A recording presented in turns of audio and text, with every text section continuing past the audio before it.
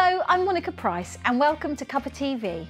On today's show we have Leah Ratcliffe, a Miss Black Country finalist who's currently working in the community here in the Black Country. Also today we talk to Managing Director of a bespoke furniture maker based here in the West Midlands, whose pieces are making their way into the homes of celebrities and hotels due to the quality and uniqueness of their products. We welcome Murtha.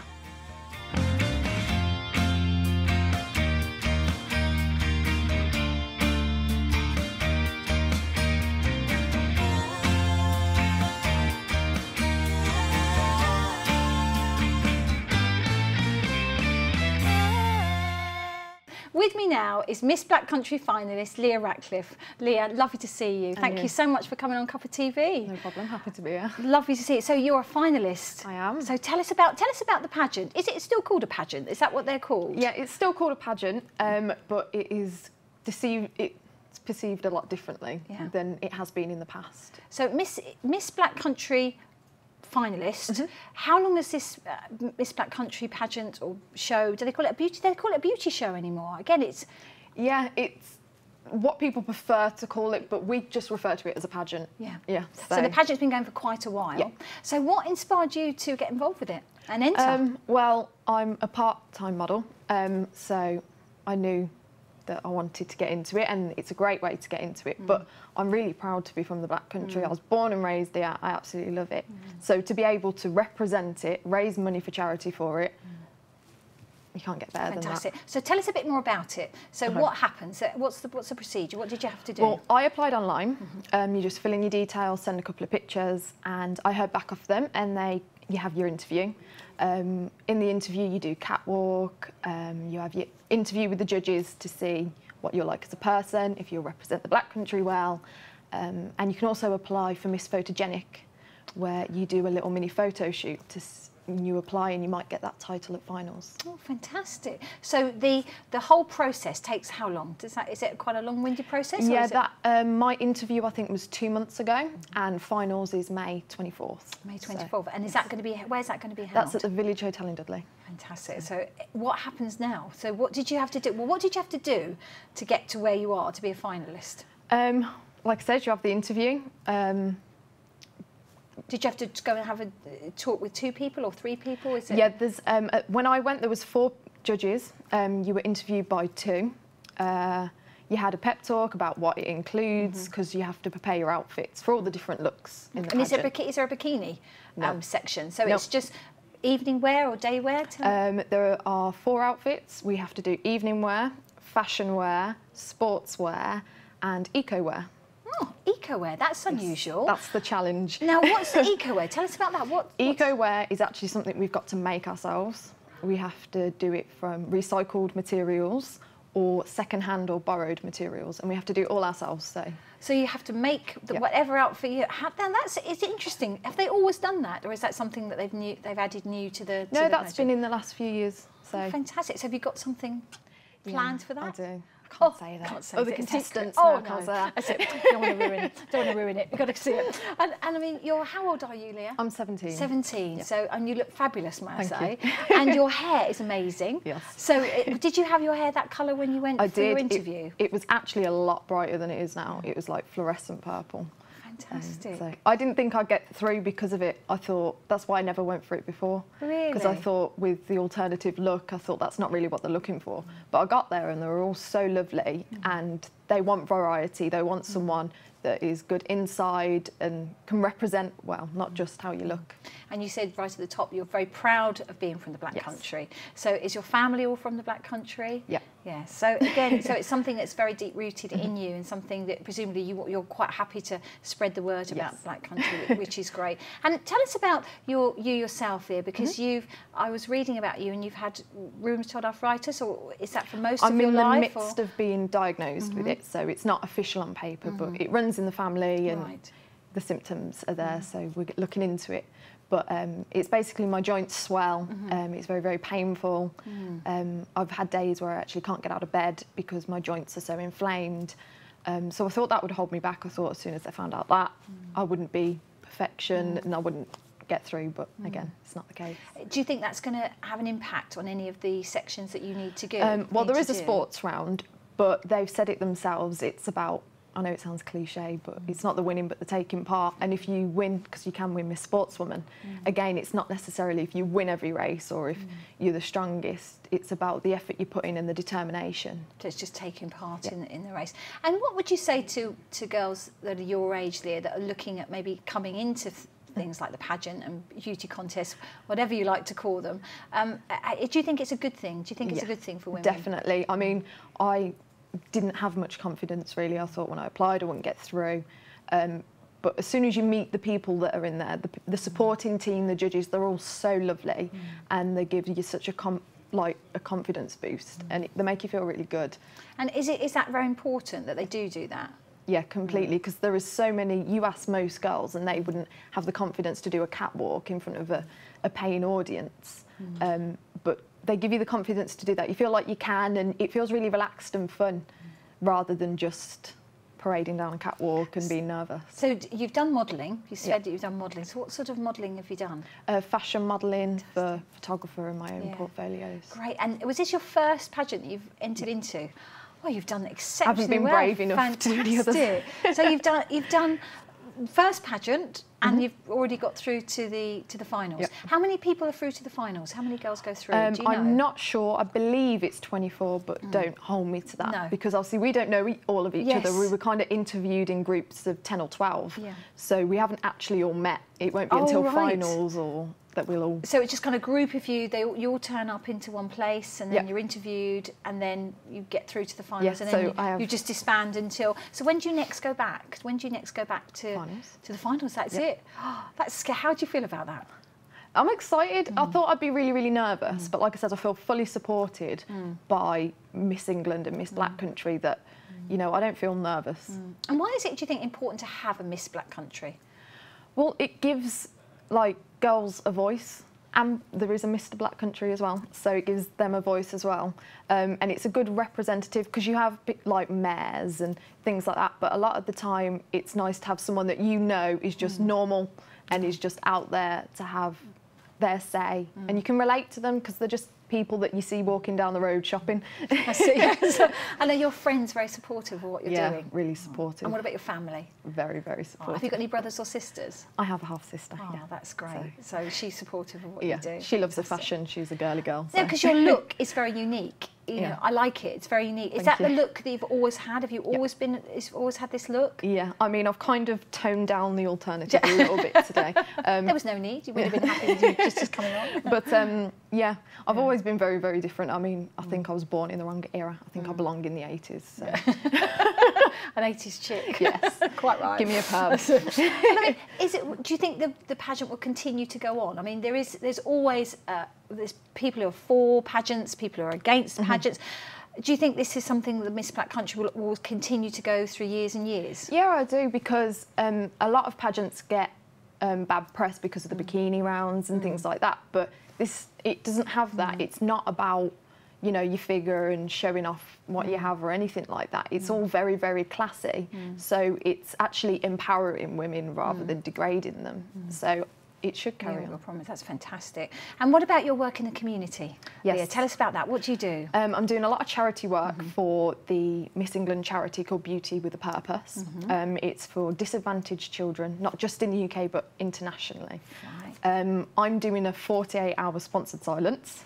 No idea how I'm going to do it. I wouldn't be able to do that. I talk too much. My very good friend Brendan's actually doing a sponsored full body wax. So shoulders down, it's all going. Oh my gosh. Yes, I have the pleasure of doing that.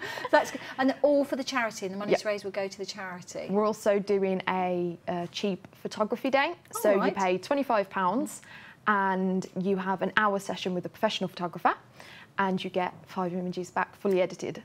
Oh, that sounds great. And all the proceeds, again, are going to charity. And again, do you enjoy doing that? Yeah, I absolutely love it. Yes. Will you continue to do that after you've hopefully won the contest? Would you continue to do that, so to support it? Again, is that important to you, doing your charity work? Of course it is. It's, you know, even if I don't win, it's something that I absolutely love doing. I mean, I haven't done... Until now, I hadn't done a massive amount of charity work because I'd never really had the chance. I didn't really know how to go about it. But now I have, and I think we have, £85, but it's only been like 2 days. So I'm really proud of that. And I feel I feel like I've done something really, really good, so I'm definitely going to continue. And it's with wonderful that you've started to do things for charity at such a young age, Leah, to be honest. I mean, you're 17. Yep. Do people around you, are they the same as you? Do they like to do things for charity? Yeah. So obviously all the people in the competition have the same ethic that they want to help people, and all my friends, well, they're helping with the charity fundraising, so they've been really, really great. Oh, that's great. And for the future, what would you like to do in the future, Leah? How do you see it? What if you win? If I I'm win, sure you will. loads and loads more charity work, Yeah. do what I can for the community, be a little bit of a voice for the Black Country, go and represent, hopefully push with my modelling career and make a difference. That's fantastic. It's been lovely to meet you, and all the you. best. And Thank you you. must come back on and tell us, regardless of the outcome, but I wish you every success. Thank you Thank so you. much. Thank you. Okay, that's it for the moment. We're just going to take a quick break, but come back and join me after the break.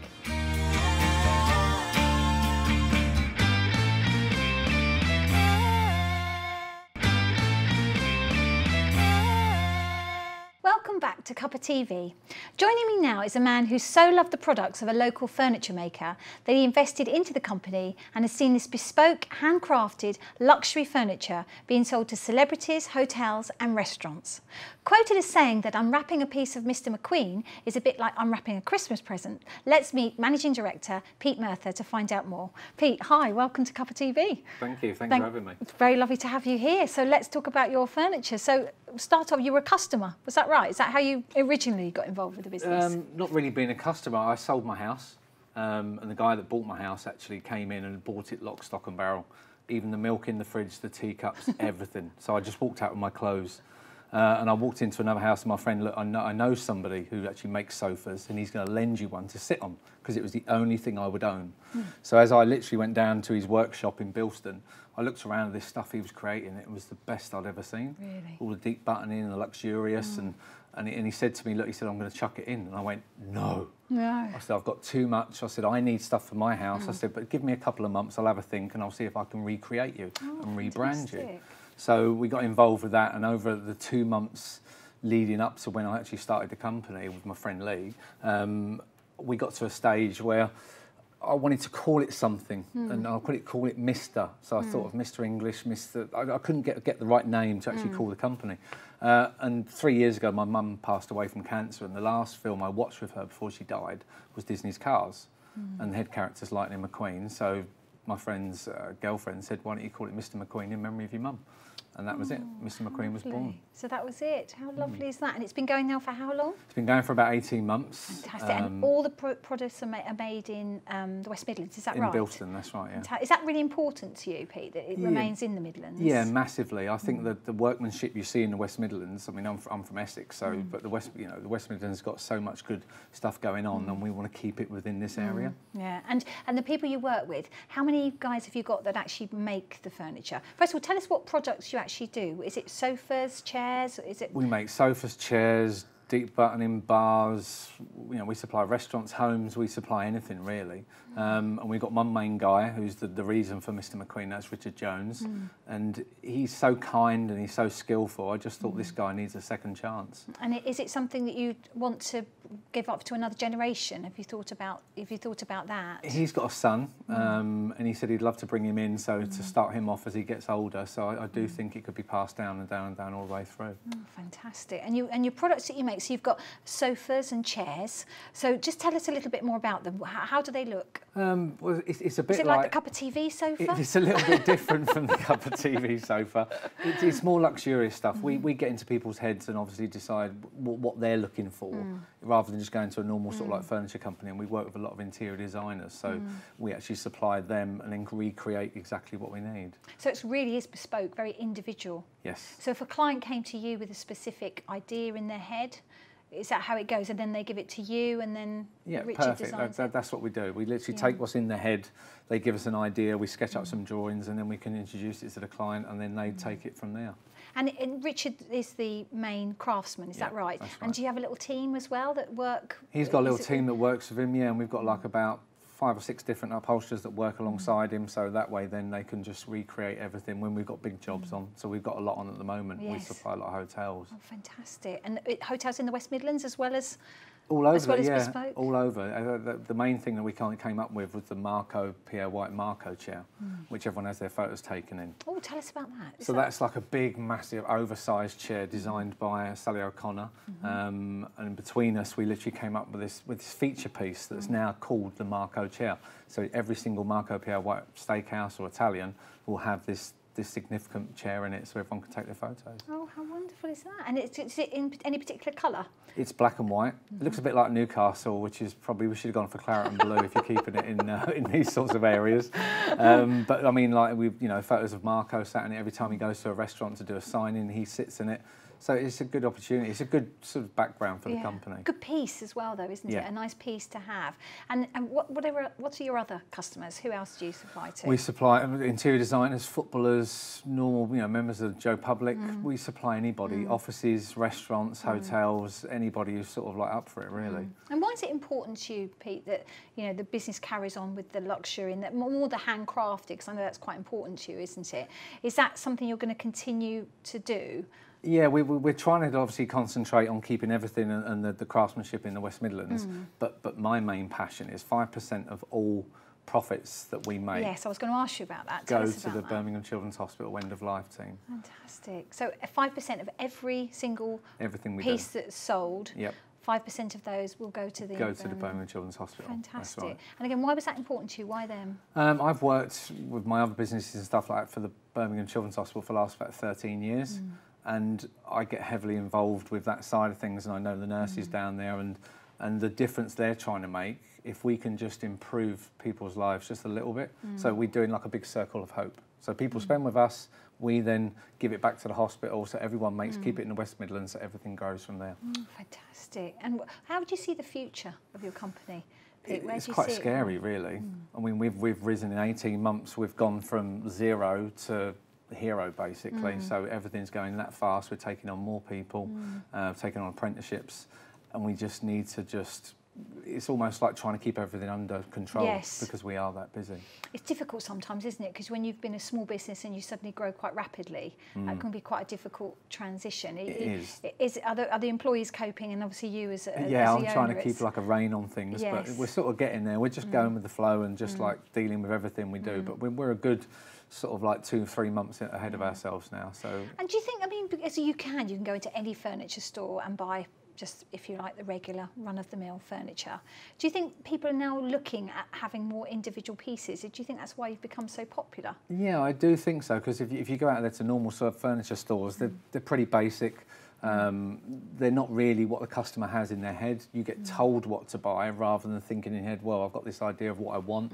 Everything can be bespoke made for everyone's front room, size of anything. So we can really sort of concentrate on getting in someone's head and making sure what they do is right. What's the most unusual piece you've made? Oh, God. You made something you think, oh, wow. We've done some headboards that are like sort of 20 foot wide and 15 foot deep and stuff like that, and you just think, well, what type of house is that going into?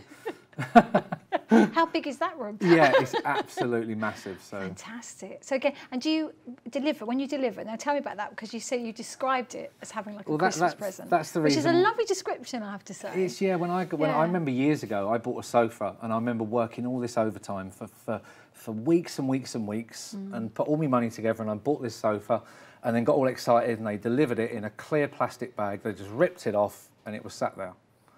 And I just thought that there's something missing here. It was like I've worked so hard, I couldn't wait to sit on it. And I sat on it and thought, oh, right, okay. And you get up and you're missing something. So we created through Mr. McQueen, we want people to know that it's like opening a Christmas present. So it's delivered in black silk with a bow, with a card, with a bottle of champagne. So that way then when they give it to them, they can walk in the room, we leave them to it, and they can unwrap it and it falls down, and then they've got a Christmas present. So just the packaging then would be just it's exciting. Yeah, how lovely. And what's your favourite piece? What's your favourite piece? Have you got a favourite piece that you've made or something in mind? I would have to say the Marco chair. Really? Yeah, because it's gone so far in sort of like what people are talking about it, people are tweeting it, people are taking pictures on Instagram or Facebook.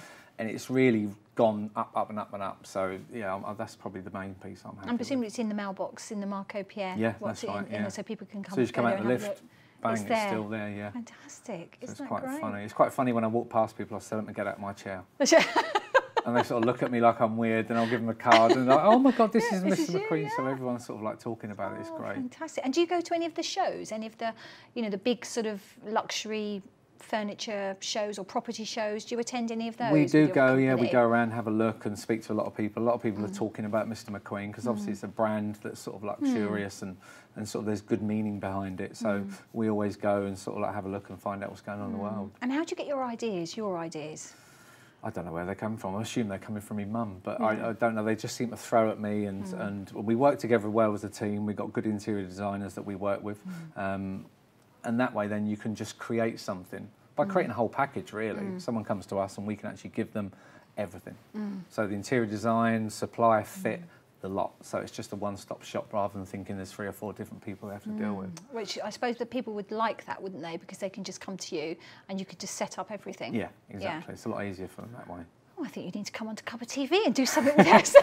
I think we'd have to do something with these, yeah, definitely. I think we need to.